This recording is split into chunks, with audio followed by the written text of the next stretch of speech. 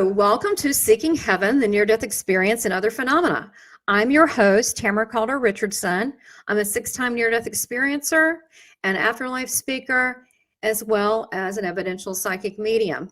So today, oh man, I am so excited. I have been so excited about our guest that's on today, and it's an area that I definitely need to know more about. But we have an alien expert, and this guy, he's for real, he's legit. His new book is phenomenal that I've been reading. I don't want to talk to you about that. And so I'm going to bring him on and tell you a little bit about his bio too, because we're going to chat about it, because he has, even his short bio is so full. And so I'm going to need a little help with that. So I'm going to welcome, first of all, Craig Campobasso. Did I say that right? There we go. Campobasso. There we go. Yeah. Oh, that's so cute. Fantastic. Well, I want to tell people a little bit about you and your background, and then I want you to jump in because I have questions actually about your bio. That's just, you have such a fascinating life. So sure. Okay, cool. So first of all, Craig is a multiple award-winning filmmaker, as well as an Emmy-nominated casting director. And he started when he was 15 in the entertainment business. And he started off, I love this, his first commercial was McDonald's chicken sandwich. I thought, well, you got to start somewhere. How cute. And his first line of dialogue was to Tuesday Welt in Movie of the Week. So after graduating high school at 17, Craig went to work behind the scenes of such blockbuster film classics as Frank Hubert's Dune. That's amazing. I love that movie, that series. That was fantastic. Directed by David Lynch, and 2 Arnold Schwarzenegger movies, Conan the Destroyer and Total Recall, both good movies. He began his casting career on Steven Spielberg's Amazing Stories. I enjoyed that too. I just love all the things you've done. He received an Emmy nomination for an outstanding casting for a series on David E. Kelly's Picket Fences. And you're still very involved in his casting career. That's still going on, and it's been 3 decades now. And this is interesting about your mother. I've got that you told that while she was pregnant with Craig, that she knew that he would become a writer. So I guess she has very prophetic abilities. Yes. And I can tell that you do too. You're very intuitive. Well, a lot of creative people are intuitive, but you very much so. And then, of course, you fulfilled that prophecy when you were 22 after you experienced a life-changing spiritual awakening. Can you tell us what that was? I can't even get through this bio because I've got so many questions. Oh, man. Well, the spiritual awakening was something that I wasn't even expecting. It was actually when I was 26. And I didn't know what spirituality was. I didn't know what duality was. All I knew is I went to work. I went out on Friday and Saturday night like everyone else and had fun. And, I was in the humdrum that everybody else was, except I was in the film business and having a great time working on all these various projects. So, so I was working on Amazing Stories, and for a couple of months, I started having dreams, seeing 3 different beings, 3 master teachers from the universe. Oh, cool. Standing before me. 2 were dressed in these robes that had all of these little sun cells moving like a computer board all through the robe. Nice. And I would then wake up. I'd think, wow, that was just a beautiful experience. They were so filled with love. And I forget about it. And it went on for 2 months. And then the next 2 months was I would wake up, I would go in the dream again, and then I would wake up in the dream and realize my soul was actually there with them, that this was not a dream, that this was some kind of altered reality that I had never experienced before. And then I start to feel this incredible unconditional love coming from them. So that happened for 2 months. And then the following 2 months would be I would have the dream, I'd wake up in the dream, I'd wake up in my bed, and then at the foot of my bed, they stood in their astral bodies. And I said, wow, this is real. I need to sort of pay attention to what So this you were is. awake or in a dream, like I was lucid no, dreaming? Or? I would wake up physically Okay. and then see them in their astral bodies standing at the foot of my bed, right? Wow. So And what did this they went look on. like? Were they solid or are they kind of? Well, one was a female human, she blonde, and the other two were from the world of the great I Am. And they're called Maramayams. They're actually in the book. They're in the Extraterrestrial Species Almanac, so you can Love that read book. about them. Well, And we're you going to can, talk about that. It's awesome. yes, the Maramayams are so unbelievable. So, Now they're the and really, creators, right? They're builders. oh yeah, Yeah. completely. Yeah, Okay. they're beyond ultra terrestrials, beyond archangels, that kind of thing. Okay. They actually store all the DNA across all of creation as well. Well, now did they come across as male or female to you? They do, yes. They Okay. do come across with that, although they don't. Um, they're such a highly advanced race that they Okay. don't procreate like we procreate, but uh, but they uh, it's I think it's probably more done that when they want to have a child, they just will it, and then the Got it. child is there, Right. Well, right? the angelic realm, they can just create a body at will. At will, Yeah, absolutely, at will. absolutely. So do they have, so how are they dressed? Do they have robes on or? Yeah, they had these robes with all these sun cells, and all these sun Mm, cells were representations of all the suns across all of creation.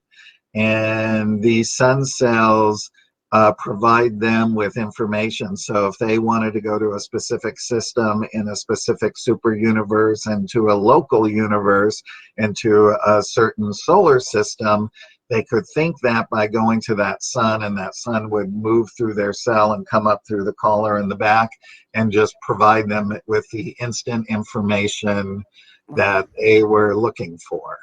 Um, and with senses of humor and the most unbelievable love that you Oh, could wow. ever imagine. So the next step with them was I after the 6-month period was they all three fed me golden light like this from their palms. I was sort of Okay. hovering in between them, and they were feeding me this golden light. And when I woke up in bed, my body was just reeling in nirvana. I can't even express it. It was almost like I was levitating in ecstasy. Wow. And what this was I would now embark on my spiritual awakening.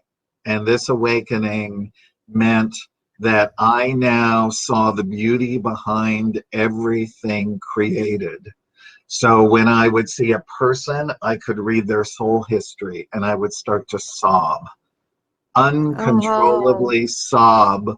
And this would go on forever. And every day for 8 months, I sobbed 8 to 12 times a day. And because I couldn't believe how beautiful everything was. Hang on one second. wow, sure. So, That's um, kind of an intense for a 26-year-old. This is kind of yeah, intense. actually it was, but honestly, what was amazing was that I just went with it. I look back and I say, yeah, I didn't really question it because I was in this unbelievable loving space. There was Mhm. never any fear, and these Yeah. beings felt familiar to me, although I was still learning who they were. So I went through this 8-month period, and then there was a lot more to the waking process that went on for a period of 2 years. Um, and but really what this was preparing my body, my mind, my vessel to write the books that I was supposed to write here. And that began the journey of writing the autobiography of an extraterrestrial saga book series. There's now 4 books in the series, and there'll be 7 in total. They are all fully illustrated. Yes, right here. Yeah, that's book 2. That's book 2. Book 4. Okay. And then I've got this one. Yeah, that's book 1. And Sylvia Brown was lovely enough to write the foreword to it. She read it in a night and left me the most glorious message on my machine that I taped. And she said, I've only written one other foreword in my career. That was at the beginning of my career. And now here I am over 60 books later, and you will be the only other person I have ever written a foreword to because I believe in your book. Wow. Yeah, it was a very glowing review. Yeah, I mean, it was just amazing. So I began the journey of writing those books and kept on my spiritual journey and started learning more about duality. The Maramayams kept teaching me about the power of thought, about duality, how to quicken your duality and start going towards becoming fully conscious.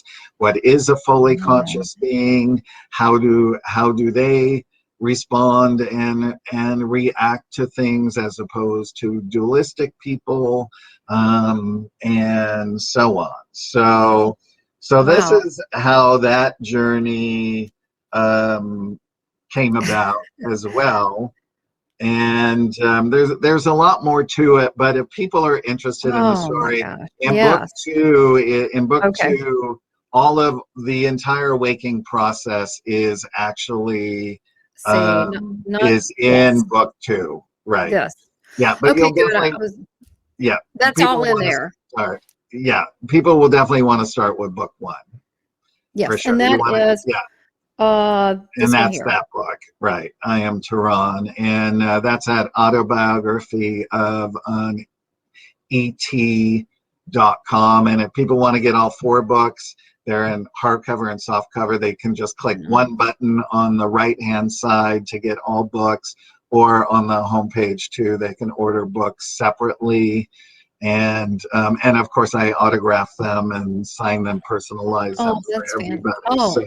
And they're all illustrated. It took me a long time. I wanted people to see what I was seeing. So there's about 80 illustrations in each book. You're kidding. Well, I mean, just the Extraterrestrial book, the new one that we're going to talk about, that I mean, the artwork in there and the detail, because I think people are visual. And I think sometimes when they see something, they may even have memory, like, wait a minute, this looks familiar. Oh, yeah. Lots of people have emailed me, especially with the Tehran books, and said, oh my God, I just got so activated, and I started feeling home, and I just started crying, and I started crying and crying and crying. And so if people are into the Starseed program, Tehran, the lead character there that's on the cover, is a Pleiadian.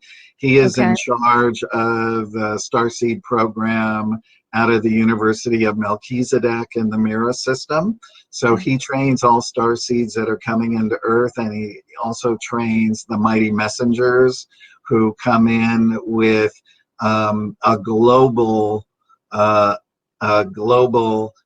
mission to spread the word on how to become fully conscious and work on yourself spiritually to raise your vibration. I tell you what, Craig, we need that right now. We sure do. I don't know if you noticed it, but planet Earth needs a little help. They really need to read this book. That's one thing that I love. I was so excited with this interview with you. I mean, I am, because these books were really they offer people a way to expand their mind and Oh, consciousness, yes. but be entertained too. So, and Yes. that's a rare quality. And I know we didn't even go through all your bio, but before we get past this, your saga, I wanted to talk a little bit about this character, and then and what to find in the saga, and then we'll move on through your bio and on to your latest venture, which I'm obsessed with. So, so from these, it's entertaining, but it's also there's some messages in there, correct? There's a lot of really, really important messages, and ones that are going to resonate. And it's going to be one of those books that you're going to be highlighting and underlining. And people literally, I had this experience with it when I read it after I was done, that you will feel the words lift up off the page and actually blend with your consciousness to help you to Ooh. understand it and to raise your vibration. And a lot of people who have read it email me and tell me that they had that sensation as well, that the words just lifted off the page and became a part of them, and that they were able to see deeper into themselves and that kind of thing. Because look, we are here, we're on a planet to learn. We're in school, we're in elementary school. The We're rest in of lab the class. universe Yep. is in college, right? We're like in, grade kindergarten I through know. grade 10. We're not even up to 12 yet. So I so know. the thing is that most people stay afraid and they don't want to experience pain, so they don't grow. And you have to understand that the light and the dark work hand in hand to promote every person's evolution, right? All the So fully conscious profound. beings. Yeah, like even right now, my whole back is just filled with chills because every I'm time. like, I'm high just doing this interview with you. I always say they ain't no high like the most high, but I'm like, That's whoa, right. I'm like jiving. These usually my angels around me going, yeah, yeah. 'Cause like you're on it. I'm like, I just want to say amen. Like you are spot on. Yeah, I work with a lot of angels, archangels, especially with Archangel Michael, a lot. And these Tehran books go into, if people are interested, the greater universal duality between Michael and Lucifer. I found that interesting, and It not to give it is very away, but interesting.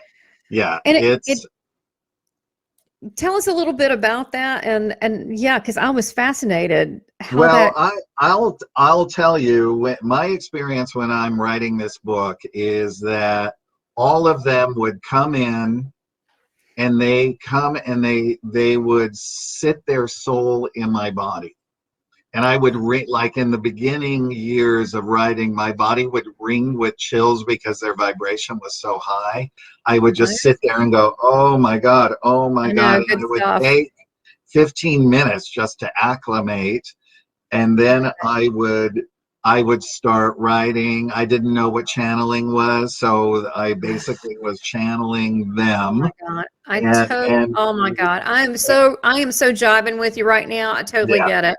yeah. And so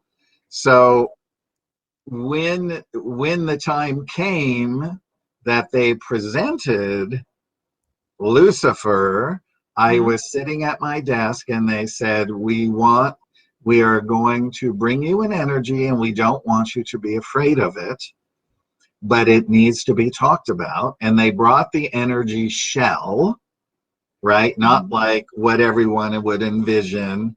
And I said, no, I really don't want to write about that. I don't want to do that. And they said, no, it's very important. And here are the reasons why.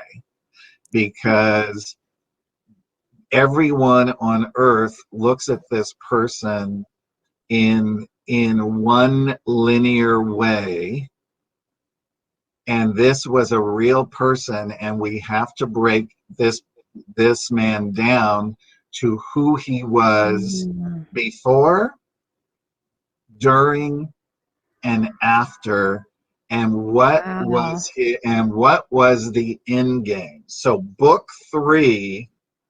Wow. book three, like all the books are my favorite, but book three, called Tehran's Dossier, Tehran is given the actual he is given the task by Archangel Michael to write a dossier on Lucifer's life, and he has to present it at Lucifer's tribunal for soul death.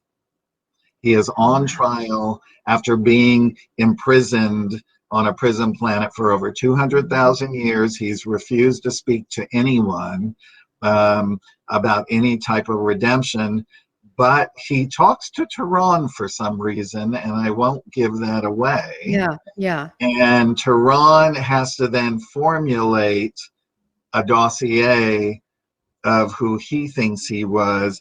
But we go to the tribunal, and in the tribunal, we go back to the original hearings before he was put on a prison planet, and we learn how, what, when, why, and where all of these things happened.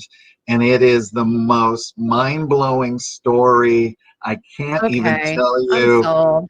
I'm like, oh my God, I'm so glad that I didn't fight to write about this, because it is so filled with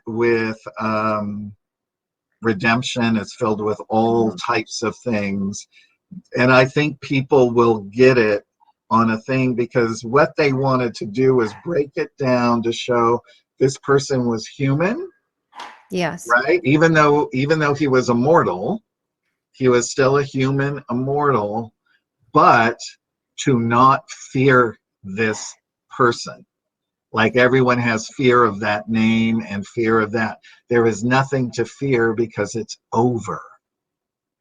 That makes sense. That makes sense. And And here's the story so you know the ending. well, and I think it's funny. I just had this conversation with a lady. I was a guest, the Reluctant Messenger, and she just was a regular person, and boom, started channeling. I mean, literally, she Right. was not grown unusual. She wasn't born unusual, we were talking about this fear and about that it's really hard to progress without that. That there's a Yeah. level of trust and love, like you said, that overwhelming Yes. love. Like, we've got you. If you go through something that feels unpleasant, there's a learning. I look back at things that I've seen, maybe uncomfortable or experienced, but Yes. during that process, I can tell you, for me, and I've seen some crazy stuff, that I was protected the whole time, and I That's was right. loved, and I was kept That's in right. a cocoon, and I wasn't really. It was maybe uncomfortable to experience, but when I was done with that, my awareness shot up into levels that hadn't been there before. So I think that the fear, a lot of it, I feel that we have in this world. First of all, you don't really die. It's like we Right. live forever. So that's number one. Right. But Absolutely. B, we're always loved and protected. So we need to experience things so we can learn that lesson, so our soul can move forward. And then as we move forward in our consciousness, so does everybody else's. So, I mean, That's what right. you're doing is, okay, I knew you were way cool, but now I know you're way up there in my coolo factor, because now I knew you channeled these books. I knew it. So, Oh God. Yeah. because And I was reading it, and it wasn't like, when I read channeled stuff, and if it's like really channeled, not like people say, but really, sometimes right. people don't even tell me, and I'm like, this is channeled, right? Well, of course, we know a lot of art and music's channeled, but Yeah.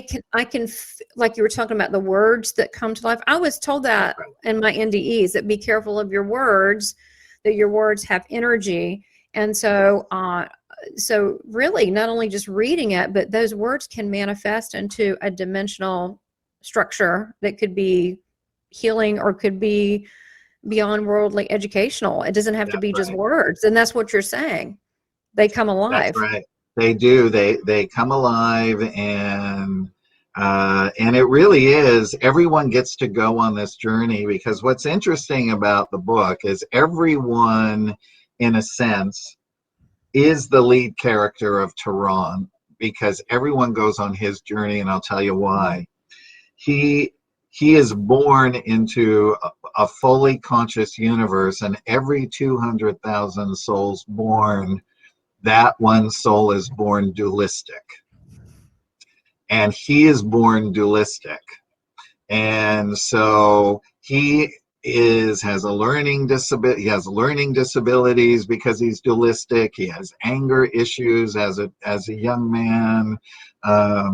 He has a famous father in the universe that he thinks is shunning him. He has 3 brothers in total, and so when he comes up through the commandership, right, and when our story starts, he is promoted to a Solar 3 commander, only 2 steps away from being a Solar 1 commander. But then he is given a task again by Archangel Michael to what was I saying right before that? My mind just no, that's went, okay. what? You know what it is? You're getting, you know what it is? You're getting high. I am. I'm like I'm so getting high. high. I'm like You know what flush. it is? I'm People, flush. this is, you are Oh, my people. yeah, I yeah, knew yeah. that. I That's get what it is. he is then given the task by Michael to become the head professor for the Starseed program, because he can teach them, because he's teaching fully conscious beings that are going into a dualistic world how to be dualistic. Oh, wow. Wow. You understand? So this is very important, but his journey is to become fully conscious, and he does eventually, and everyone can learn how to do it through Tehran's actual journey, and people can do this themselves, I right? got it. So it's an So example. when all of this happened, and I started connecting my heart to my mind and using from that, then I got a heart on my forehead. Like, I don't know if you can see Oh my it. gosh, you got a little heart. You see? You see how it's like right there? Oh my, I love it. Can you see it? I can't see it. Yes, it's like a big, like here, Yeah, and it's like a heart. it's like an indentation heart. So that's when the heart then goes and starts working with the mind, and and then you just stay connected, and you just know how to handle everything as things come up in your life, and that type of thing. So Well, you know, you're so grounded, especially coming from the entertainment business in Hollywood. right. Seriously, I don't know if anyone's ever told you this, but you're incredibly grounded, and also so humble. You're such a humble, kind person. I mean, doing this, you know, this interview and spending time. I mean, you really have, you really are. I mean, a loving person. I'm Um, a loving person. I get it from especially my mother, and I love people so much, and I want people to succeed. And I talk to a lot of starseeds all the time who just want to throw in the towel, and I give them pep talks and say, look, if you decide you're going to leave the planet of your own accord, they're going to make you come right back. It's so I tell people that with near-death experiences that they've had, well, I've had 6, so they keep kicking me back. But they can either kick you back and you start over again in a baby body, Yeah. and then you got to go through this. But if you Right. look, if you leave school in 7th grade, and guess what? When you come back, what grade you're back in? 7th Yeah, grade. that's absolutely right. So So you're there's just no going to way only out. prolong it. So just Do it. learn your lessons, and evolve, work through whatever things that seem painful to you, because you know what, once you step over that line of fear, of that pain, and experience it once, it just gets easier and easier and easier to do, and just say, look, it is what it is. Mhm. if that person's not going to love me, you know what? I'm going to let that go and somebody else will come in. How true, right? Some, Right? right. It's Yeah, because a it's lot of that it is flow. love issues. Right. A lot of it is love issues with people. So, Yeah, being a medium and really reading people all over the world, all over the world. yeah. It's back to that. I'm seeing a core issue of a lack of self-love, and it makes me sad because I'm like, I see the beauty in them, and I'm Yeah. like, God loved them enough to put them here, the source, whatever you Right. want to call, that obviously you're thought well of to be here. So that to me, I'm going, wow, this is a way bigger issue than hearing from your grandmother or granddaddy. I It's a mean, totally so big issue. well, look, I know what I'm thinking we could do, because I mean, you're so, detailed and in depth, all your information. I know that we didn't even quite get through the bio. What I thought we could do is go back to the bio toward the end and talk about the short film you did and the George Sure. Norrie, and then we're to wrap it up, and also the thing coming up. So it's kind of unusual, but that's okay. Yeah. But I think it makes sense. And then let's go into also how you wrote. Now, I wanted to find out how, I mean, obviously you were in sci-fi, as far as the production of sci-fi films and big blockbuster movies. Did you always have an interest in sci-fi and this topic? And No, only after I had the spiritual awakening okay, I got and it. I connected to the cosmos, and then I started looking at a lot of these different things, and then I started researching and realizing that people like Gene Roddenberry were going to channelings. He was going to a Yeah. channeling of a being called the Nine, which were nine very evolved entities that formed a soul group and were channeling for a certain person at this time frame. That's where Gene Roddenberry got the number nine that goes through all of his Uh, shows. The Enterprise, the numbers add up to a nine. Deep Space Nine, wow. seven of Yeah. nine. Um, all of these things. I think I counted something like 12 or 13 at one point when I was looking into that. So, um, but Fascinating. but When did stranger you know you were channeling? When did you know? You knew what this was at some point? at some point later, I realized, because one of the first things that the main guide said to me way back in the beginning is, I just want you to sit down and just start writing. I had a legal pad and a pen, and he said, I want you to just keep writing and writing and writing. Don't stop, don't edit. Keep going and going until you can write no more. Do not stop your train of thought. Keep going until there is nothing left to come out. And I would just sit there and just write and write and write. And then, back then I had one of those old IBM typewriters, and I was one of these guys. So then I would sit there and type it out, finger type it. So So, but that's you basically. listen. You Huh? listen, though. You listen Oh to yeah. them. Oh yeah. Yeah. Well, Listen. look, there was nothing I can do because they woke me up every morning at 3 a.m. and said, okay, it's time to write.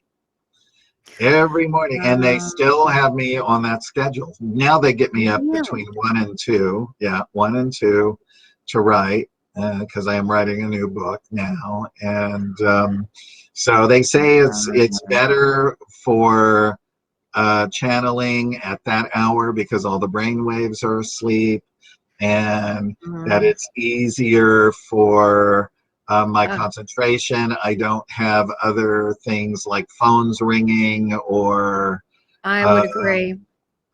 people calling or things like that. So, That makes a lot of sense. And you kind of decompress, you've yeah, eaten, you've had your bath or whatever you do, your little routine, and then you can just, and so just you're go at that into it. time and just Yeah, relax. That makes a lot, because quiet yeah, and the world slows down. It's funny. I've always been at least a second shift person. I've had always odd hours, but it's funny.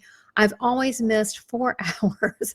Probably another planet. I've always missed 4 hours. Where are those damn 4 hours?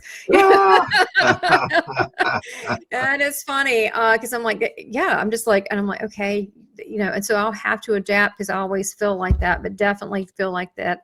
Probably a lot of us have been, we've lived on other planets and so forth. I think our history is not exactly what's not written in the textbooks. Absolutely. Every planet is a school. Right. So every planet is a school, and every planet teaches something different. So when we leave here, we go back to Melchizedek, and we go over our soul curriculum, and then we decide what next we want to learn if we've graduated Earth, and then if we want to go to the next world, then we can go there and we'll learn what we have there. And usually on the fully conscious worlds, a lot of those people live for thousands and thousands and thousands of years, so it's a whole other ball of wax in learning, because you've got a long period of time. You'll have a lot of soulmates. You probably won't have just one partner. You'll have to learn how to circumvent all of those different avenues of relationships and things of that nature. But the good news is everybody up there just wants to see everybody happy.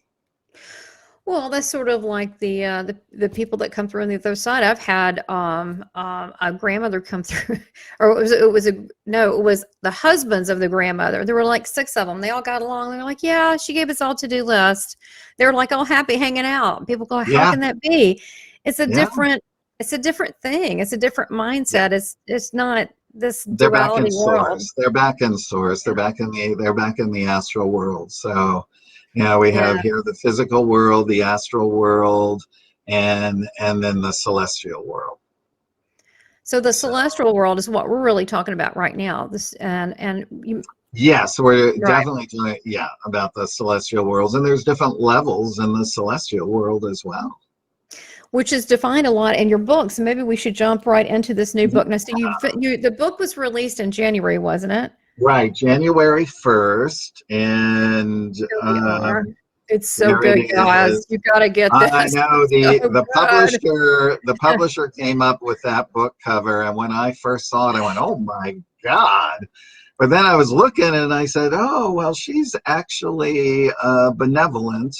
When I really look at her and I see her energy, and a lot of the snake people.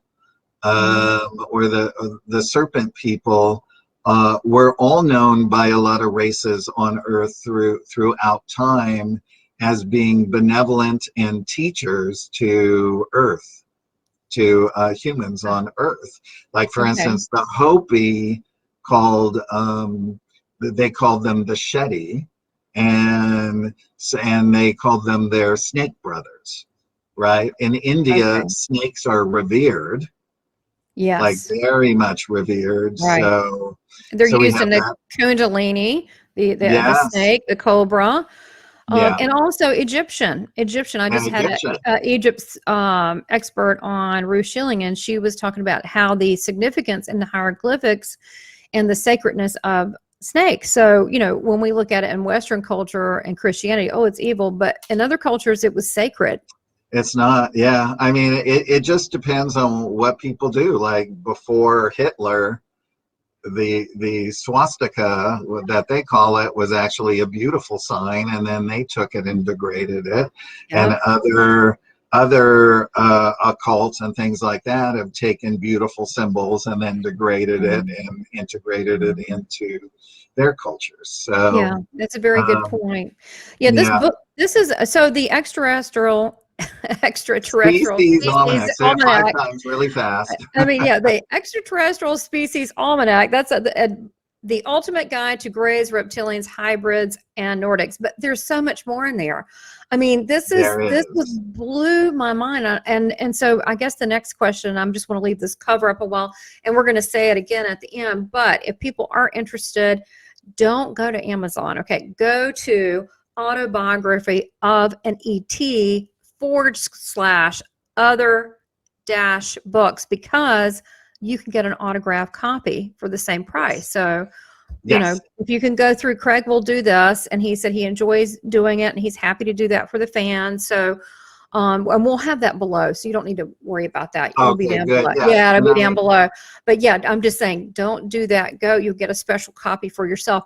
This is phenomenal. The illustrations in each one of them. Now, I don't know. You said I could show the dimensional one, or could I show the little Yeah, the gray? digital Immortals are an amazing thing. For instance, very advanced beings, we can say celestials or beings that have gone up into the high solar realms. If they wished, some of them wished to come back and have a physical experience. And so they went and they petitioned the angelic corps, the hierarchy, and what they decided to do is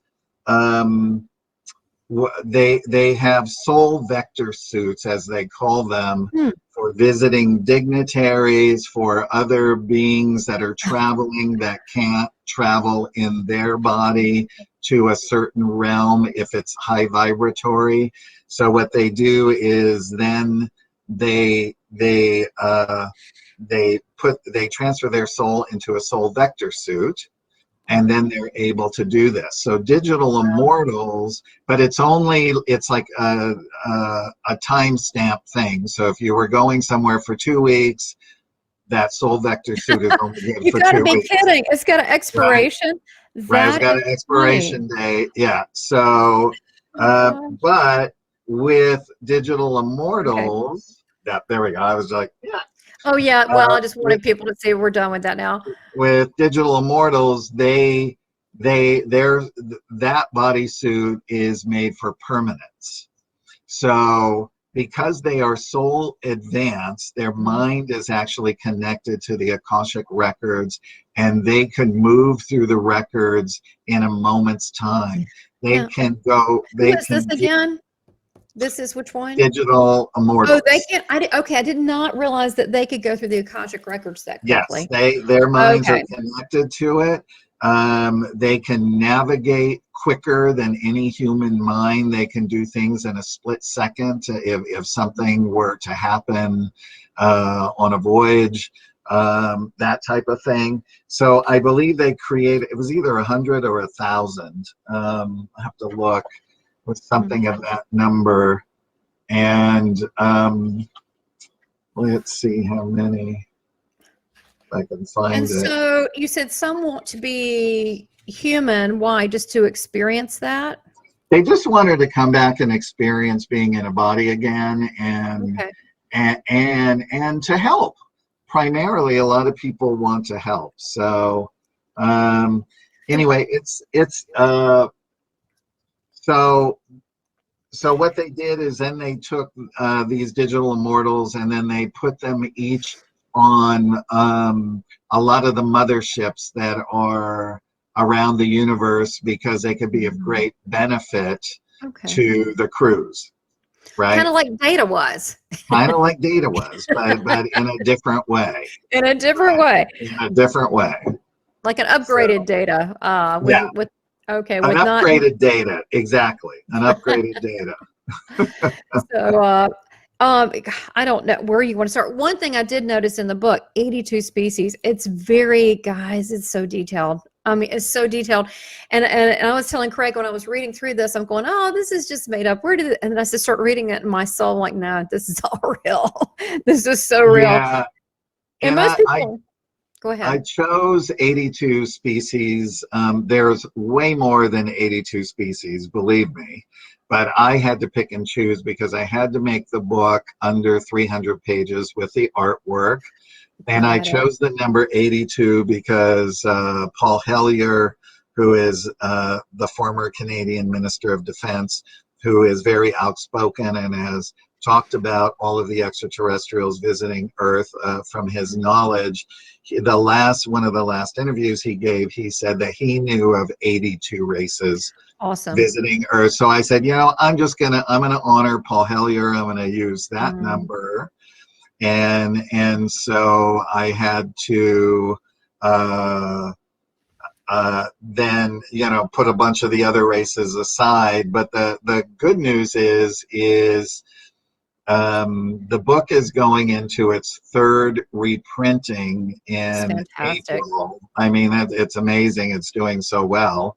I mean, yeah. And yeah, so what we did for this new one is I combined the two chapters of Agartha, the subterranean worlds on Earth, and Telos, which is the Lemurian capital underneath Mount Shasta.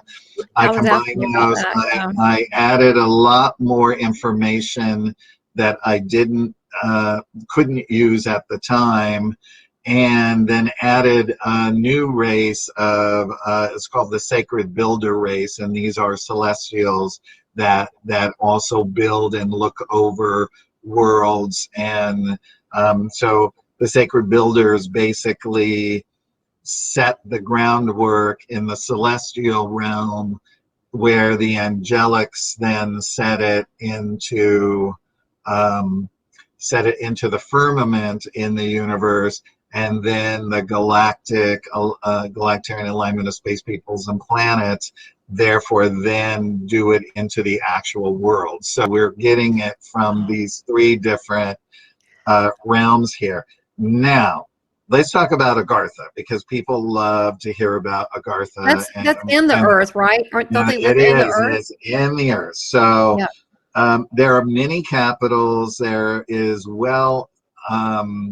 there are hundreds of cities that branch out throughout the world. So, and it's interesting because from the information that I have been given, and then also information that Dr. Frank Strange just gave me, who was very close with Valiant Thor, a created being or an angel in human form, right? That that all of the worlds are created hollow for the beings to live in, right? Because if you live on the outside of the planet, you have all of the aspects that age you. You have meteors that bombard the planet. You have all of these other factors. So when you live on the interior, you don't have those things. There is a central sun in the middle of the hollow earth. I was going to And, ask you. Okay. So it's and then similar? it's similar, but it's not like blinding bright.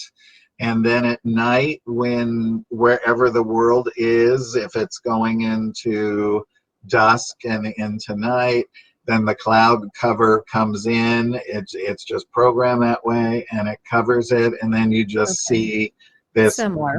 disc there. So the people are experiencing that. Then when you have some of the other cities and towns that are not a part of the middle part of the earth, they use light, they use crystals that they activate, and they can be their sunlight for their realm of where they're at, up in their sky. And what they do is then they just have, as night comes, they have just shields that come over it and dim it, and it does the same when dawn arrives, and that type of thing. So the Lemurian capital Mhm. is below Telos, is Mhm. called Telos, and it is below Mount Shasta in Northern California. The Lemurians came here 250,000 years ago, and they loved America, and they settled in America, and they first settled on the surface, Oh, and really? they called their land Telos. Now, And then now, what do they look like? like us, just like That's what I us. thought. Are They they look blonde usually? they're blonde, brunette, Okay. that type of thing. We would think of them more as sort of Venusian looking, Hmm. um, in that sense. And then 128,000 years ago, the Atlanteans came and set up Atlantis. I was going to ask you that. Where does Yeah. Atlantis fit in? Because I So have that, recall of Atlantis. yeah, So how does that yes, fit? that fits in there. And then they set up their civilizations, and they were primarily from Syria. So they were very dark brown with dark hair, medium brown, and some of them were Caucasian looking. And you have to remember, like us here on Earth, we blend with all races, and there's all different beautiful shades of colors. It's They do true. the same up there. So no Okay. matter what I'm talking about a civilization, there is color throughout that civilization because of this as well, Wow. right? Wow. So I just don't want people to think, oh, they're just brown, right? Okay. They would of course, this was a place where people came and they wanted to live in some sort of peace and harmony, and they did for a lot of years. And then when the top of the earth was shifted from their destruction, or however it was, and I don't know this part of the story, if it was a Okay. meteor or if they destroyed it themselves. You mean Atlantis? Atlantis. You know what they Uh, told me? They told me, and then someone at Edgar Casey, a bunch of them said, yeah, that's what happened. I said, I saw a bunch of oracles. I was an oracle, which is women were the head right. of the thing. Yes. And we worked with crystals, and we had crystals like big ones, like we're not talking about little ones you wear on a necklace, we're talking about huge. And there was another component that was more analytical, mathematical, and there was an odd one was more like, did you ever see the Chronicles of Riddick? I know you probably did. Yes, of course. Okay, Yeah. you know the ethereal where she would rush Right. in and rush out. Okay, Yeah. we were kind of more like that, where the others were more concrete, and so it was blown up and it imploded and it went down in the earth, and it just kind of like an atom bomb. So I heard that the Atlantis people went to Egypt next. I don't know Yes, if that's they true, did. but you heard that. Okay, They good. did. They did. And so that's why we have the dark brown skin colors and things there. And I even mentioned, I think in somewhere in the book, could Akhenaten have been Oh an yeah, extraterrestrial yeah. from Look at them. Sirius? Because you look at him and you say, huh, because we know in the hybrid programs from up there and the ones on Earth that they can inject the DNA of many extraterrestrial races into an embryo, and that person is actually then born with all of these different abilities, whatever that DNA is programmed to do. So a lot of Designer hybrid, DNA. yeah, a lot of hybrids are done that way, and I know a lot of hybrids who are from different worlds and things of that nature, and they're bringing their the consciousness of their realms and their worlds here, which is very fascinating. And some of them are the most amazing healers, like amazing healers. So that's that's interesting because it makes you look at people that you know differently. Because I would Right. assume some of these people, because I asked pre-show, I said, "Can you tell usually if someone is a mixture or say a hybrid or whatever?" And you're like, Yes. "Yeah." Yeah. And so, but I bet you they don't know. I bet you a lot of people walking around they don't have a clue. They just maybe they're Well, just healers and they don't know. they don't. But what's interesting is I say, like, we have genealogy on here with Ancestry, My Heritage, and Mhm. all of that. But people don't realize is all of our DNA isn't from here.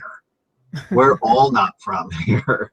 So I said Yeah. there will be a day where Ancestry.com will be able to say, well, your star origins are from Oh, wouldn't that be Sirius super cool? Sign B, me up. Andromeda. I mean, honestly, it Oh actually yeah. will, because once they're able to decipher that.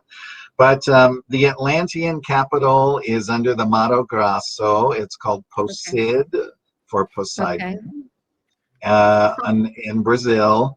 And the actual capital is Shambhala the Greater under Tibet. Wow. So, yeah, so Okay. Would those not be considered holy places? And maybe people don't know why, but aren't they holy They places? are considered very holy Yeah. places. Yeah. There's also Eden is also one of the Mhm. capitals. For those who want to look into it further, there is a wonderful story of a father and his son that actually were on a fishing boat, and they sort of tipped into the opening uh, on, there's openings on the earth on the north and the south pole, which are about Yeah, I 1,400 read miles that. I wide. wanted like, how can we get Right. there? That would be Yeah. cool. And they went in and they actually lived with some of the Garthan cultures for 2 years, and they were taken to Eden, where they said it was absolutely beautiful, and they met with the high priest there. And also, Admiral Richard E. Byrd was brought into the inner earth, and he The was Hynek. taken to Yeah, with the meet, Hynek stories. Yeah, yeah, right? So, yeah, he, I know. I want to yeah, ask you about that. yeah, and he was taken into the inner earth, and he met also a high priest, and in Telos, the high priest there, his name is Adama, and the high priestess is Terra Ra. And so they're Melchizedek masters, and so they oversee Telos.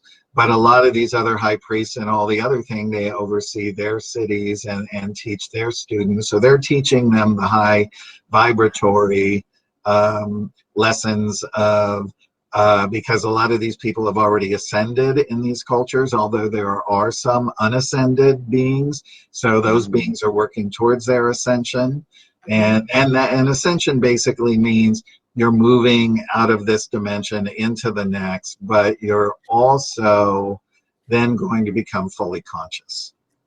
Can you explain this for us? And you hear it so much because I know people would like to know this. Yeah. And it's a question that comes up a lot, but maybe not in this framework about the fifth dimension and how our consciousness is moving out of the fourth to the fifth. And people may say the Great Reset, the Great Awakening. People know there's a resistance. I mean, there's actually warfare. I mean, meaning some violence in the streets because of a resistance toward that. However, it's going to happen. But I like when you mentioned it in your book, and you said that it was already formed. Well, I think you said, I don't know if I'm saying it correctly, in the angelic realm, and it was basically told this is what's happening. There is no fourth dimension to go back to. This is already Right. set forth. Can you explain that a little bit more? So how it was explained to me, if we do really well and we ascend, Earth is in sector 9. And if Okay. we do really well, we will move up closer to the sun in sector 2 or 3. And then we will be in that fourth, fifth dimensional vibration, right? And what does that So mean, moving closer toward the sun? it means we're moving closer towards solar, solar consciousness, solar Okay. light, everything again as we move up. There's solar light beings. Basically, we're going to go back to our final stage in the celestial realm. Is pretty much we're no longer really form, but a lot of the beings there will show us, will give us a form that they choose to let us see them in, that if they were to choose a form, of what they would look like. So in these realms, we're basically consciousness and light. Kind of And like the NDErs, they see, like I saw beings of light. Like yes, they look like absolutely. they were beings and they were conscious, but they look like light beings. There was Yes, no physical body. absolutely. Absolutely. That's our natural state. And that is our natural state, and we're going to all evolve up. And honestly, I think Valiant Thor told Dr. Frank best. He said, Earth, our students, all of the students are learning to go from clods to gods. Oh, I love that. That's Right. adorable. You Yeah. need a T-shirt from Clyde's to God's. I would wear that with some jeans and Right. cowboy boots. That'd be That's adorable. right. Right. Oh, oh wow. Yeah. I love that. That So says so much. And it's got a sense of humor. So, yeah. oh wow, there's so many questions. So let me ask you this. I know there's so many species in the book. There are some that you said alien, but we might, as some humans, people might interpret angels or the angelic realm, and then we have others might be Yes. considered, evil. But one of the things that I notice is the majority are to move the universe forward, and it's Yes. positive, and consciousness of source, God, the divine, whatever you want to call it, source, the life force versus self. There was very few of those in there, except for some of these guys. But you said they're Right. not they're Right. not all bad. The Greys. Like the malevolent grays. Um, so in a short nutshell, the universe is is a learning school, and in this school, primarily everyone is good. But then we have to have these malevolent fractions or factions that come in, because if we don't have resistance, we don't learn, right? And in having that, we become stronger, right? There is even some of the reptilians that say, we are the way we are towards humans because we want to make you strong. Well, I don't know if I Wow, believe that, that's bold. but that's bold. But I don't know if I believe that, because they're in the negative draconians. They're basically out for universal domination, cloning, Yeah. all kinds of things. But let me just sort of digress a little bit. Sure. I've been in ufology for 35 years. I have worked with all ufologists. I don't consider myself one. I just consider myself an enthusiast, one who studies it because it's sheerly fascinating to me. I have read all the books on contactees. A lot of them are no longer in print and they've been lost. And I went back to those books, and I got permission to sort of use the thumbnail reviews that I did here of specific races that have come to Earth. So a lot of the things that you are seeing here are actual contactee cases of beings that were done way back when, in the 50s and 60s, and these books are no longer available. So some of those races, which I found most fascinating because there were in the Wendell Stevens collection. He was a former colonel in the military, who then became the person who would meet with contactees and do the books about them and about the beings and where they came from, etc. And I met Wendell many times before he passed away. So I obtained permission. So there's an Asian race called the Ni. I think that was something fascinating. They look just like Asian people. They are, and they're like we have a variety of Asian culture here. There was that the same in their solar system, which leads me to believe, did they come to Earth way back in the times of Yeah, Atlantis, right, or right. something of that nature? The Itapurians from Itabira, their planet, fascinating race. They stopped eating food and because they were just on liquid diets, their teeth in their mouths became very small, and they had little rudimentary teeth, and their telepathic race. So They could so live off of that, just no so food. they did, and they Wow. came here and they set up shop in the Amazon to hybridize their plants with our plants to create new fruit Mm. and things, because they're always looking for a new taste because they only drink liquids. There's the beings from planet Coldas. I always laugh when I say it because it sounds like cold ass, right? But it's Coldas, Koldas. That's funny. And I mean, it's interesting because one of they're human, but they also had to come if they were working in our sector and with Earth in whatever way, shape, or form, above in a craft or being set in a craft, under the earth, above the earth, or on the surface where they Mhm. can even cloak. They had to come and live as an earth person for at least 2 or more years. So one of their, who later became a commander named Valdar, Mhm. he actually went and lived, I believe it was somewhere in Italy, and he befriended one of the locals, because this man actually was a starseed from where he was from.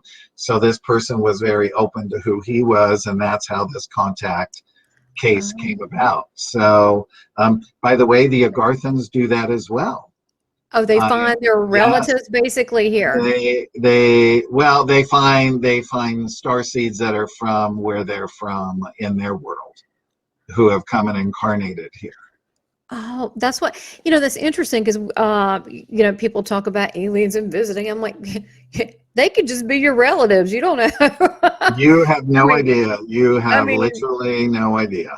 I mean, I mean, right? I mean, it could be that they have an interest in us because that we're yeah. from their planet as well. Absolutely. Well, they do. They would do that because it would wake you up and it would activate you to start thinking, and then that some way, shape, or form would get into the consciousness, just like Dr. Frank Oh, meeting Valiant Thor back in 1959. Eventually, no one would have known about Valiant Thor if Dr. Frank didn't write a book about it that he released in 1967. That's how this story it was done through a grassroots campaign when the government shut it down. We will talk more about that when I do the show with the you on live chat. April 16th. The live chat. Okay. Yeah, the live chat. So You know, so there's all of these very interesting things. There's also the Clarions, which is a human race. This is you said, um, oh yeah, Nalfa, beautiful, the Clarions. This is beautiful. Nalfa. Yeah, isn't she beautiful? Look at that Really? beautiful I face. mean, look how pretty that is. So they're the bigger eyes, and I've seen this Yeah, type of person smaller before. features, smaller Now, features.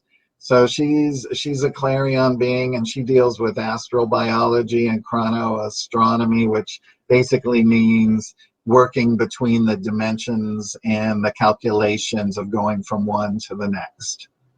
Right. So there's that. There's so many interesting stories. now, what about the one? I mean, I'm now looking at everything like H.G. Wells, where he had the people that lived under the world, under the earth, Right. and Yeah. I'm like, oh my God! Now I'm like Channel. rethinking You everything, started, and yeah, yeah, and, channel. and including the exactly, and then Yeah. and what about all the crafts coming out of the ocean? I want to know, up under the ocean, there is a is there just one race? I think there's more than one race, isn't it? Oh, there's That's under the lots. Yeah, ocean, there's lots. Yeah. that also lives. And it was talking about how the craft can move through the ocean undetectable and not even disturb the wildlife. That's right. And I thought that Absolutely. was fascinating, how their energy is water. And then Yes. you even begin thinking about the elements of, the different elements of what, fire, water. I look Yeah. at water differently now. Right. Right. Yeah, and So, they have the ways and means to physically control it, right? and right, and they use that for, you're saying the water is their basis for energy for, I think it's, you were saying ships too, right? Well, they can. The ships are primarily organic, and all ships are made a little bit differently. But if it's a commander ship, for instance, that the organic brain and organs of the craft and the biological metal is fused with the commander's DNA. And so that commander is Wow. the only being that can actually fly that ship and thought jump it across the universe into another super That is so cool. universe. That is Of so course, they have to have the coordinates already pre-approved before they do that jump, and who's on that craft as well. But other beings can, do little jaunts and move it around and that kind of thing, but they can't do anything like take it out for a universal stroll. That's so funny. And I was also looking at the way you have it organized, like a purpose as to help mankind, what their viewpoint is, their technology, certain species, what their technology is, and also how you said that the motherships, what kind of crafts, what kind of fleets, and about how they can swoop a whole planet up or a whole area up Yeah. at once if they wanted to. So the fact is they don't, again, that whole fear thing, they don't want to. So are any of these, do they consciously want to reveal themselves to humans, or do they want to work kind of behind the scenes? Well, a lot of the beings, like the ones from Clarion, are in physical contact with Maurizio Cavallo in Italy. There's a man down in Brazil named Ricardo Gonzalez. He's been in contact with the Alpha Centaurians. In the book, they're called Apunians because they first were seen on the mountain of Apu. And so the locals called them the gods of Apu because they would come and they would actually make it rain for their crops because they're extremely poor. They would tend to their sick and heal them and do all kinds of things for the people there. So they basically go to very heart-based people to get this message out. What they're doing through the entire Starseed program, which is really important, is in that consciousness raising program, they're getting us ready to rejoin universal society. So again, all of the fear-based things that they're going to come and take over the world and all of that simply is not true. Now with the draconians and the evil ones there want to do it, yes, but they're not going to be able Right. in the end to do anything with the amount and the mass of the entire universal force here, angelic, all of the command crafts and all of everything of that Right. nature. There is just no way, but it has to play out for the learning of the entire mass soul consciousness so that we don't ever go back to this again, because this world has had a few of those horrible consciousness hiccups before. So they want to make sure that everyone here gets it, and so that this world can remain and stay in peace for a very, very, very, very long time. And it will. It will. Right. And when they show me these things, I can absolutely say this world is going into the light. There will be peace on it again, and there will be beautiful prosperity, and everyone will be living in unity consciousness and a wonderful brother and sisterhood. Oh, And wonderful. and it will happen. And I mean, I know there's naysayers who say that's never going to happen and blah, blah, blah. You can think whatever you want to think. When you know, and I know, and you know. Well, as you were talking and you were saying this whole purpose and to raise the consciousness so we can not blow the planet up.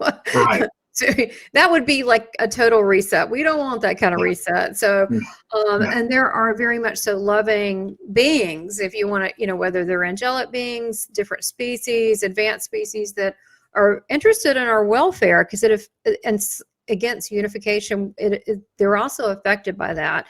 So, I was so high while you were talking. I'm like, I'm doing it again. I'm getting high again because that's their way of going, yes, it's true. Yes. That's their, like the peanut gallery adding in there. Yes, that's so right. Now, how we're going to get there, who knows? We don't. And there may be still, I mean, you know, I don't like pain or suffering. It's not pleasant. But it temporary setbacks or temporary things that we perceive as suffering may need to occur so people can snap out of it. I don't know a better word. That's right. Well, snap out of it. It is snapping out of it. And everyone always asks me, well, what can I do?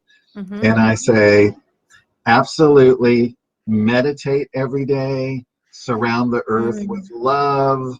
Yes. Be kind to your family and friends. Work through your issues, as painful or as pig-headed as you might be. When I started this journey, one of my main lessons was there was a woman that I was working with who was just a devil of a woman. She was just evil and mean, and I just did not like her. Well, sure. I mean, and I didn't want to work with her, but I had to work and I had to stay in this job.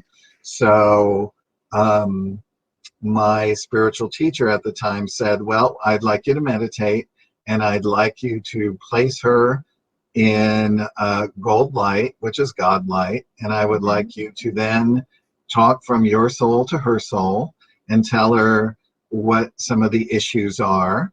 And then allow her to talk from her soul to your soul. Okay. And then every day you are to do this, and it will lessen and lessen and lessen. And so I did it, and it was really hard the first day, right? Really, really hard. But the more I did it, the more it started to vanquish. And I saw her every day becoming a little kinder, a little nicer. And in the end, we actually had a cordial working relationship, but I didn't have to be friends with her. That's what I want people to understand. You don't have to make them your best buddies. I knew that that's all it was going to be, and that's all I needed it to be. I didn't need to go beyond and prove that I can be her friend. Because I knew I was never going to be her friend. It wasn't in the cards. Right? I just intuitively knew that. But that was one of my first lessons. And so now when I have issues, I use that and I will surround them in the different colors. You know, I use green for healing, pink for love, purple for spiritual transformation.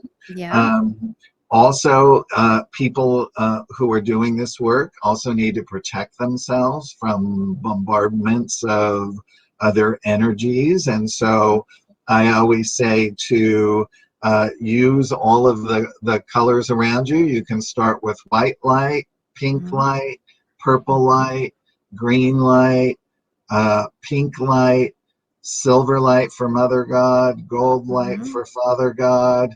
And what you do is you vibrate in these colors and you make it your shield, and you say anything that is not of Christ consciousness, that is not of Buddhaic consciousness, that is not of Mohammed consciousness, whatever your thought process is, cannot penetrate this shield.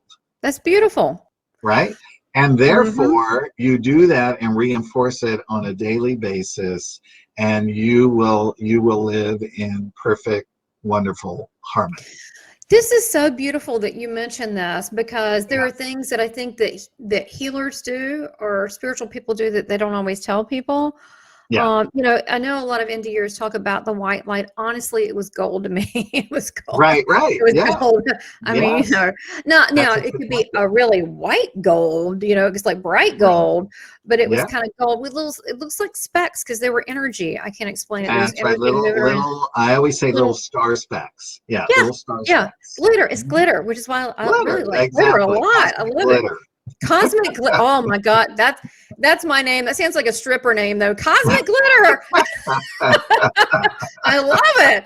Oh my goodness. But yeah, but what I do a lot of times you know, I'll surround like if I want it quick, I can do a quick visualization.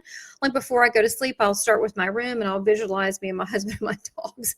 And like this, first it'll be a white light, and then it'll be, sometimes I say, oh, let's be peace, let's relax. I'll do pink, and then I'll visualize like Mhm. a force field over the house. Then I visualize angels, multitude all around the house, completely in the That's house. right.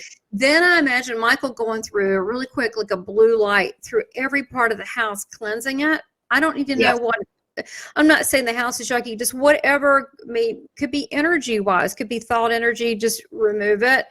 And that's something that's done quickly. So I try to work with the different angels for that. Oh, all the time. It shields up. They're And shields up. everybody who's listening to this that is going to use that, feel free to call on the entire angelic host, because they are multi-dimensional, multi-consciousness. They can be everywhere Okay. at all Right. times. So you are not bothering them in I one am way, totally shape, or form. okay. Every time you mention angels, I get high, Craig, because I'm like, oh God, I'm Yeah, getting well, high I again. work with angels a lot, a lot, a lot. I'm gonna, I'm I do gonna, too. I'm Yes. gonna grab something off my wall here because I'm Yeah. hearing to share it with the audience here. Hold on. All right. So I was looking to create some protection because lots of people were needing protection when I was having a lot of abductees and people who were having horrific experiences and many other things. And so I would meditate with the angels a lot and say I really need something. And then one night in a dream, Archangel Michael came to me and he had me create this, Ooh, which seal is of the protection. universal seal of protection. I Now, love it. there are three divine M's in the middle. Okay. The cobalt blue M is for Michael, Archangel Michael. The gold M below it is for the Archangel Metatron. Oh, And yes. then the silver M is for Father Melchizedek, the architect of the Mm, University of Melchizedek. So in the universe, the three top beings are Michael, Gabriel, and Father Melchizedek. And those are the ones where all of the living light programs and things come from that get distributed throughout the universe, then through the angelic core, and then into the galactarian alignment, and it spreads out to involve everyone. So with these seals, there have been many instances, and I'll just give you a quick mm. few. A friend of mine called me and said, Craig, I need some seals right away. A friend of mine just moved into a new house, and there is a horrific poltergeist that is throwing things in the air Oh, and mhm. catching them on fire. She has a box of That's not pictures, and the good. pictures are flying up and they're catching on fire. So I mailed this woman about 5 seals. I said, place them around the house, and especially where these are happening. About a week later, I was walking out of a store and I went, oh, and I saw this woman's house, and I saw this female who was in the transition of going from an evil spirit into a demon. She was sort of in Oh between. my God, I can't believe you know that. I see, I know about this stuff. All Yeah, right. Or if yeah. you're too nasty too long and you don't cross, you will actually turn into a demon. I know. Yeah, that's right. And she was so pissed because this Mhm. extricated her from that property. That is amazing. Well, I'm Right. feeling again, the chills high, it's saying bam. I mean, this, you Yeah. know what? This would be awesome, like a necklace. Yeah, Like a color absolutely. thing. You know how you can get it like Absolutely. in color or print it and put it in however, And but put like it a in. necklace. Yeah, And you could make it look attractive, but it could be a necklace. absolutely. It You could could have be. a Absolutely. dudish looking one, and then you could have a blinged out, but you could totally wear it as a necklace. All my friends, I gave them the little postcards, and they take a picture of it and they use it as their cell phone page, on the Are you front. serious? Oh, I want to do that. Oh, Yeah, hold it up for all our yeah. viewers. I'll do it too. I'll take a You picture. can, yeah, you can do that. Okay, so hold it up, and then we're going to all take a picture of the seal, and this will be perfect. And we're Yeah. protected because I feel the energy coming off of it is very Oh, it's powerful. really, really powerful. I am not kidding you. I That can is just tell you awesome. story after That's great. story of it. Extra, Perfect. Thank you. getting rid of Wow. really horrific negative energies, bad Wow. extraterrestrials, um, all kinds of stuff. There was a husband and wife in Texas that lived on a big farm, and they said that there was horrible aliens living beneath their property. They had acres and Mm. acres of land. So I sent them the seal. I said, go and make a bunch of copies of it, cut them out, and go around your entire property and Mm. tack them on the fence.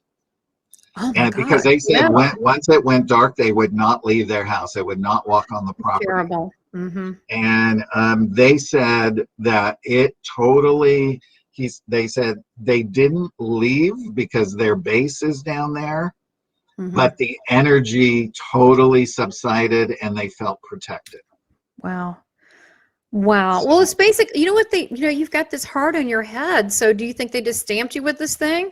they did, yeah, I mean, they just, absolutely. Yeah. okay. Well, so I'll have to tell them to put it like somewhere, like not my head. Maybe my low back would look attractive. So that would be good. But you know what it is? It's like bam. It's like sealed. You're protected by the Most High. Bam. That's what it is. It's saying Absolutely. don't touch Absolutely. this. Yes, Right. absolutely. You're putting Absolutely. what you're doing is not. It's to me. It's intention. Intention is Right. like I'm serious. Back off. I'm pulling in the big guns. Yeah. And so it's the intention, and it's also it's a confident thing. It's standing in your personal soul confidence. That's right. You as a That's being, you right. have the right to peace. So yeah, And in the realm of things, the negative energies, entities, whatever you want to call them, they will not battle against Michael, Metatron, or Melchizedek because they will not win. oh no, that's a powerful force. As a matter of fact, it's so funny you mentioned. I've always had Michael as who I work with. Michael is just so amazing. Me too. Stories. Oh man, and it's I've literally felt the presence. There was a place that was not good, and I literally had things that were thrown, and I could feel that this thing, it was demonic, was challenging the people there, and I was there, and it was pissed I was there, and so I said, Michael, I need you now, and I literally felt like whoosh, like a wind come in, and he was badass. I mean, he was huge. And he was like, I said, you got to seal it downstairs. Do not have it follow us. Keep it caged right now. I mean, I didn't feel like it was the proper time to do the whole deliverance thing. I was told, not the whole thing right now, but just keep him Right. caged. Yeah. I didn't understand that, but it was like, no, not, it just, I said, okay. And he did. I mean, you could feel the power, of Michael. Now lately I've been getting Metatron, and I think it's a learning thing. I'm not really sure why, but I even bought a statue of him where he's holding the sacred geometry. Yes. Absolutely. And so I'm kind Absolutely. of been into like he's I don't know, I've noticed him around lately. I guess they work hand in hand. It's not like they don't know each other. They all work hand in hand. By the way, in the ET Almanac under Melchizedek's, you will find Father Melchizedek's picture Oh, as that's well. great. And Mekaventa Oh, Melchizedek, who is one of the high priests. At one point, he was the planetary prince of the earth. And this world is so special to Michael hmm, that then Michael took over to become the planetary prince to oversee and watch this world, because that's why we know this world is definitely going into the light, because right. he has got his complete consciousness and focus here. Wow, that's beautiful to know. And angels Yeah, are infinite, so he can just call on yes, his little buddies if he. I mean, absolutely. he usually doesn't need it, but if he wanted to, it is infinite. Now, wanted to ask you something, and we'll wrap this up, and then we'll save the rest for part two, the live Okay. chat. So, as you understand it, like the celestials or the angelic realm, let's say, they're supposed, yeah, they can be anywhere, obviously, and they can be another dimension, sure, but also on Earth, I've been told they stay in higher altitudes and more sacred higher altitude places. Have you gotten that information before? Well, they can be with you in a second by just thinking about them. Exactly. So, Mhm. but a lot of times, if they're hanging out, they will hang out way out in the universe. And sometimes they will take their hand and drop light seeds of consciousness that are sort of time release capsules for the world and people to pick up on, which we will therefore take on as intuition, right? Okay. So Okay. because we have free will, no being, that's why a master teacher never tells you the path. The master teacher only guides you because you have to discover the path, Mm, right? yeah. So that's why they will plant these seeds, because then if you catch one and it germinates because you're evolving, then you're going to be allowed to see that wonderful future thought form of becoming even more elevated in your spiritual sustenance. And then you Wow. can take that seed and you can grow it and grow it and share it.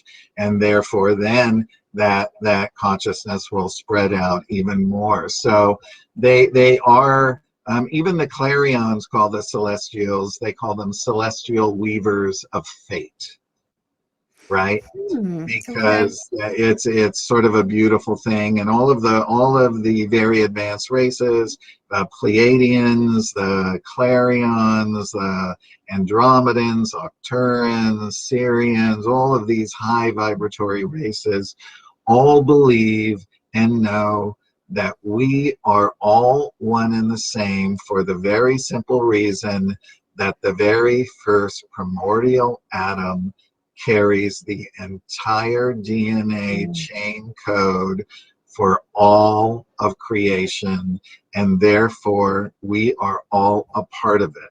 So when you really get to the thing wow. of we are God, we are source, we are all, you understand just how true that is. Wow. Right? I mean, Yeah, it's it's big. It's really big. cathartic when you think about it. I mean, I remember in the 70s when Shirley MacLaine was coming out with Yeah. her books, and she was saying, "I am God," and people were laughing at her, Mm, right? And it's like, because they didn't understand. And right. she did do a lot of teaching and tried to help people Mm, understand. But when you look at it from this standpoint, and as you start to increase your spiritual sustenance, you just want to learn more. And the more you learn, the more you say, the more I know, the less I know, because it's so big, there is no isn't that the way I truth? can ever know Oh, anything in this brain but my soul has access to everything. So if I want to know something, I can access it. Well, it's back to the heart, right? Because the soul Right, is back connected to to the the heart. heart, which I love the heart here. I'm going to ask for a Yeah, heart because now I'm jealous. I want yeah. one Oh, too. that'd be I great. I love that, and I love that what you the protection and so forth, and it's just so Yeah, balanced what you're saying. Yeah, there's an element there, but source, God, the divine, it's got all this handled. This is good. We got, Michael, we got Metatron, we got Melzadek. We've got different people that are different species that are helping.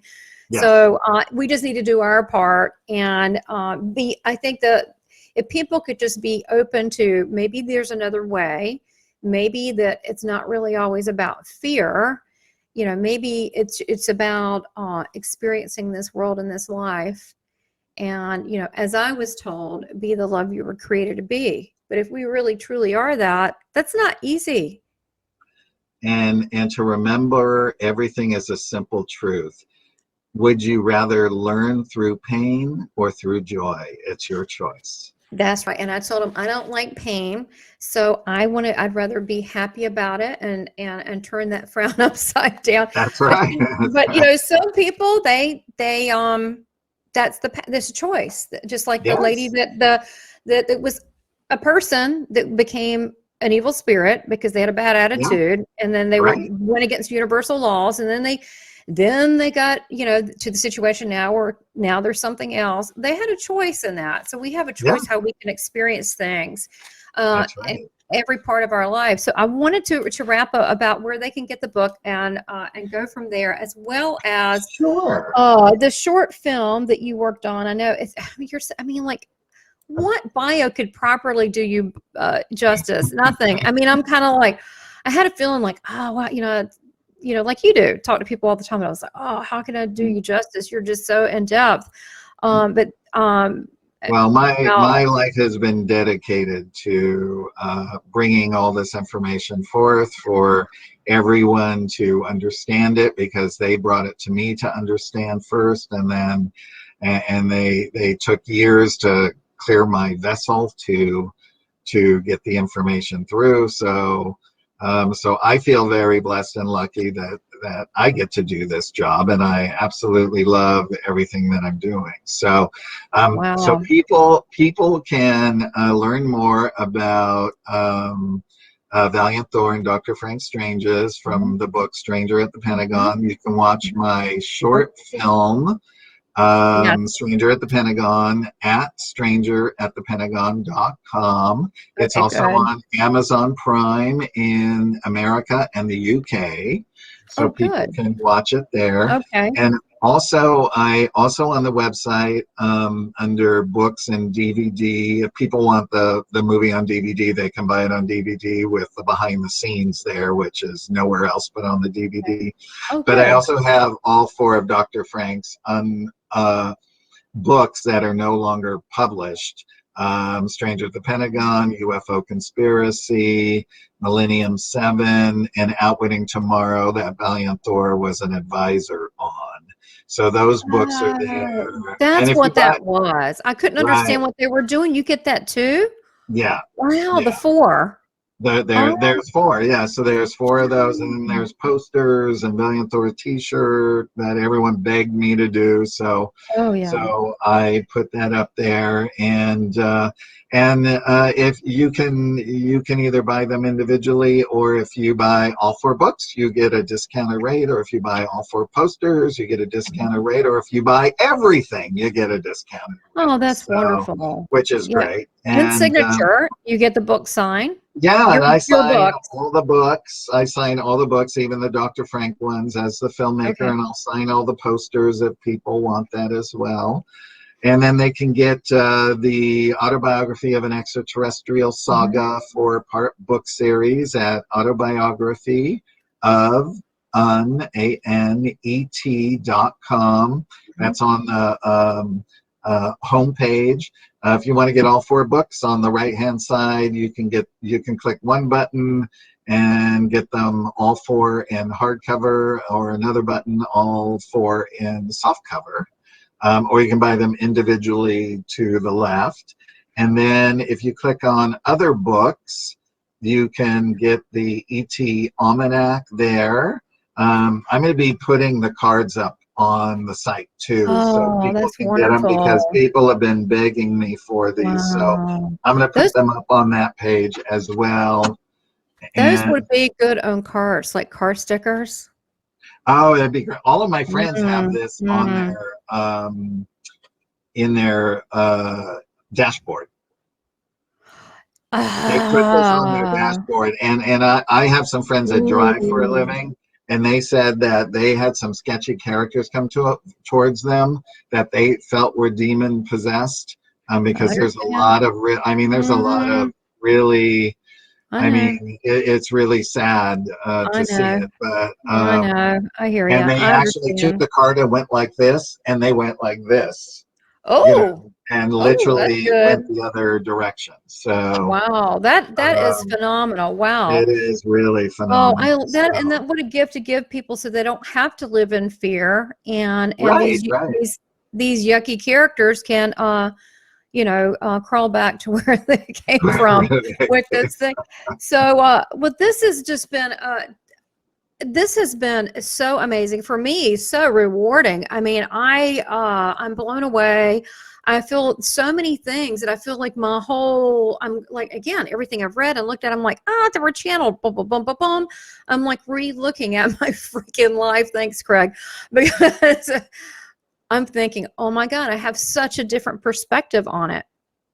Yes, and when you get it, sort of like when you were getting like feeling your energy escalating, they sort of call that a spiritual burn, right? Because Oh, your whole energy is actually taking on this new energy and it's processing it, and it's going wow. to then open you up to understand it more and to expand upon it. Wow. Well, that's what I mean. I'm so honored. I feel like that this is just like for me a treat. My birthday was just a week Today's ago. your birthday? Oh, it No, was a it was week a week ago? ago and I was like, what a Oh, happy birthday treat birthday. because this is just this is probably one of the coolest you know episode shows I've done and you're like the coolest guest ever. Oh, thank So you. I you're so enjoyed it. I love your energy and I love oh, being here, and I can't wait till we do it again on April oh yeah. 16th. And get the book. My gosh, it is phenomenal. And just reading it, it's just life altering. There's something that Yeah, just changes you. So, Craig, thank you so much and look forward to the live chat. We're going to have a blast. we are, and we'll cover a bunch of other fun stuff. We'll talk about Stranger at the Pentagon, some more ET Yes. races, Oh, and we'll talk about my biological father that I oh, found we didn't even who get had that. something. Yeah. That's okay. We'll save it for the next one. Okay. Yeah, Yeah, we'll make sure we do that first because that's an we will. interesting story how you met your biological dad. It's a beautiful story and you look a lot Yeah, like him. So I want people to hear that. Well, look, yeah, have a yeah. beautiful evening. Thank you so much. You're welcome. Take Blessings to care. everyone. Blessings. Bye. Take care. Bye. Bye.